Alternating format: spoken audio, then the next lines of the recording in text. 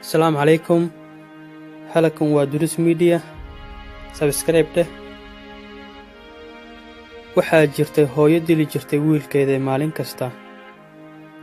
Wiilkeeda ma uusan oyni jirin, mana ka caban jirin, mana uusan ka carari jirin. Waxaa ka soo wareegtay muddo badan. Hooyadii sidii bay wiilkeeda u qaraaci jirtay. Maalin maalmaha ka mid ah hooyadii waxay dadka hortooda ku qaraacday wiilkeedii. Wuu ooyay wiilkii ilaa ay ilintiisu garkiisa ay qoysay. Markii ay tagtay hooyadii, waxaa ku soo orday dadkii dariska la ahaa wiilka.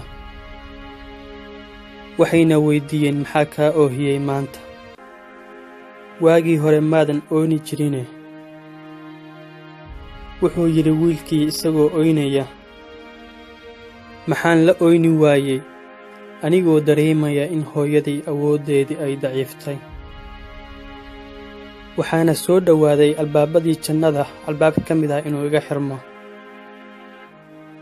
وقضى ربك ألا تعبدوا إلا إياه وبالوالدين إحسانا. إلهيو كيل هويوينكين جنة فردوسة.